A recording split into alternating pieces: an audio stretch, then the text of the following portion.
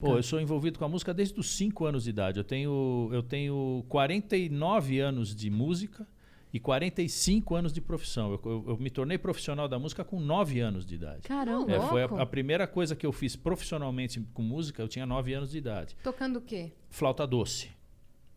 Foi o primeiro... Porque assim, eu sou de uma família de músicos, todos pianistas. Uhum. Então eu tive já era tipo os deuses, né? Já dizem que o seu destino já está traçado, tal. Então eu ia ser pianista, não tinha como, né? Só que eu assoviava com 1 ano de idade. E eu sou o mais novo da família. Então minha mãe me via assoviando e falava assim, o Deriquinho e tal. Olha, sabe, ela sabia onde eu estava, porque eu ficava assoviando o dia inteiro. Ela, o Derico tá lá em cima, o Derico tá no banheiro, o Derico tá tomando banho, o Derico tá... Imagina um bebê de 1 ano assoviando. Eu assoviava com 1 Gente, ano. que E o meu maravilhoso, filho... você tinha um GPS. Sim. Toda criança Um deveria alerta, vir um com um alarme. GPS. Exatamente. E o meu filho também. Meu filho começou a assoviar com 1 ano de idade. Mas não é coisa, puxa, que talento. Não, é uma facilidade que você tem e aí você pode ou não desenvolver. E aí a minha mãe, sábia, né, Dona Mercedes Matar, pianista, né, através dela é que a família se colocou na música, porque meu pai não tinha nada a ver com isso, era economista. Ele que financiava, né, e minha mãe que... a família Matar que... a família Matar, a gente é... tem o Pedrinho Matar. Pedrinho Matar é meu tio, é irmão da minha mãe. Minha mãe lembrou dele quando falou que você vinha aqui. Ela falou, Pedrinho Matar é tio dele. É meu tio. E aí toda a família é pianista, né? Até o tio, o irmão da minha mãe, todo mundo.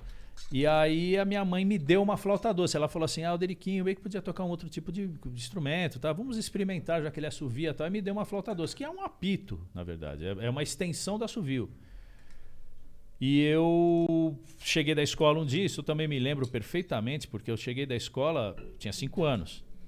Eu tinha uma flauta dormindo no sofá, assim, um instrumento parado ali, de plástico ainda, umas flautas bem rústicas, assim, mas uma flauta. Eu fiquei até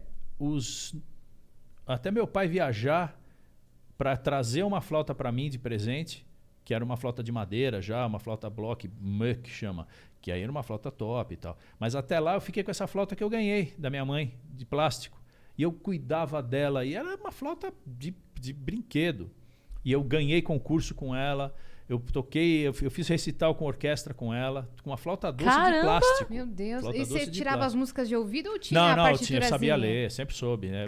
É um estudo que eu sempre tive, né? Não acredito, de leitura cara. E tal, E aí eu fui desenvolvendo... Autodidata? Não, tive mestres, grandes professores. Né? Minha mãe, todo o dinheiro que meu pai ganhava era para bancar a nossa escola e o estudo de música.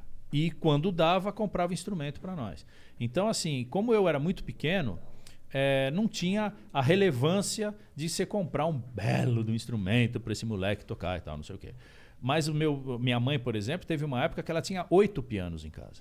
Em casa. 8. Meu Deus, cara. Então, porra, onde você ia tinha piano. No quarto do meu irmão, no estúdio, Mas na piano sala. de orquestra sinfônica, Não. Era piano, aqueles pianos de armário, sabe? Minha mãe foi ter um piano de cauda mesmo, muito tempo depois. Mas ela sempre teve pianos assim, pianos daqueles de armário, de parede e tal. E pianos bons e tudo mais.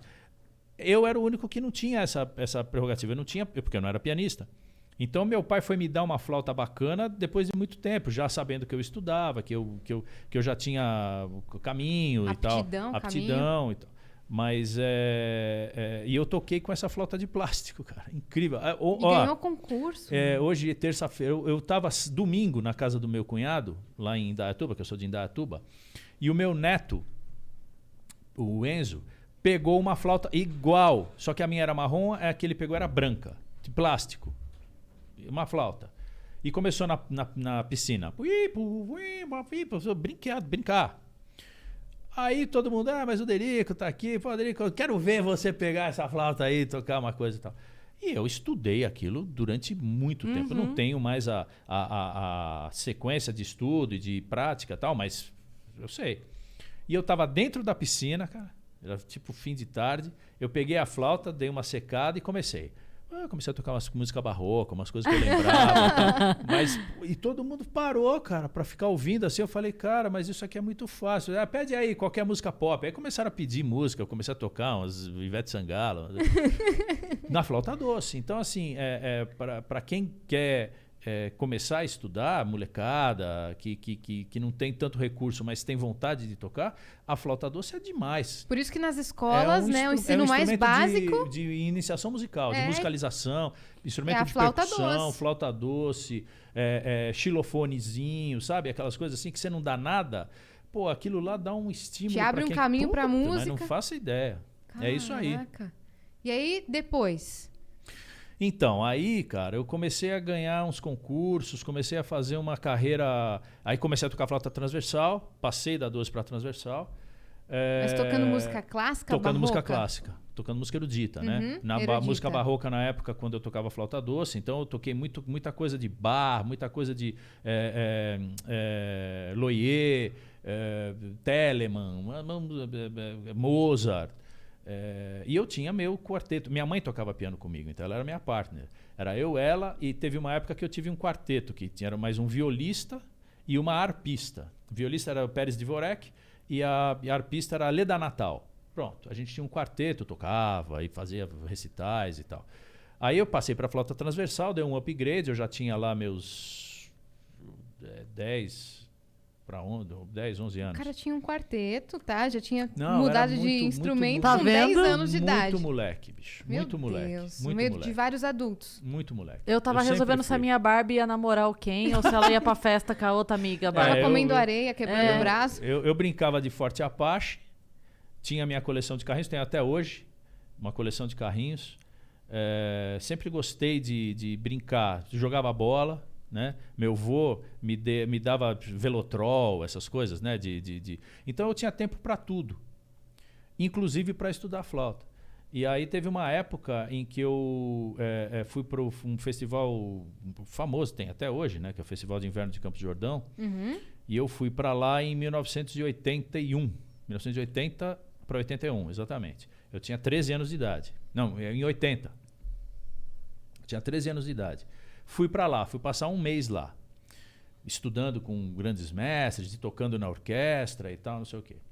Chegou no último dia, a gente fez um recital no Teatro Municipal de São Paulo, dia 31 de julho de 1980. Fizemos um recital no Teatro Municipal. E aí tocamos e tal, foi lindo e tal. Veio um maestro, que é um grande maestro, que era amigo da minha mãe, Eleazar de Carvalho. Ele chegou, quando acabou o concerto, e chegou assim e falou: Mercedes, tá na hora do Derico dar um up, vamos levar ele para estudar na Alemanha.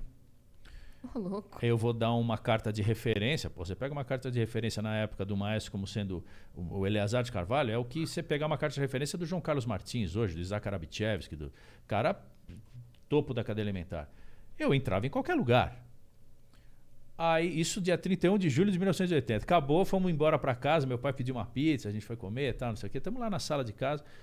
Aí também uma outra coisa que eu não me esqueço. Minha mãe chegou para mim e falou assim: bom, e aí, Derico, meu pai, o Sérgio, tal, e aí, né? Como é que vai fazer, né?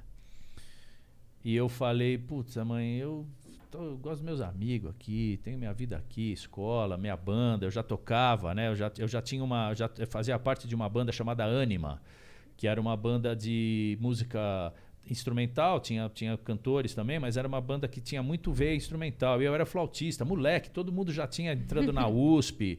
E eu tava na escola, pô, eu tava na 6ª série. Inacreditável, velho. Inacreditável.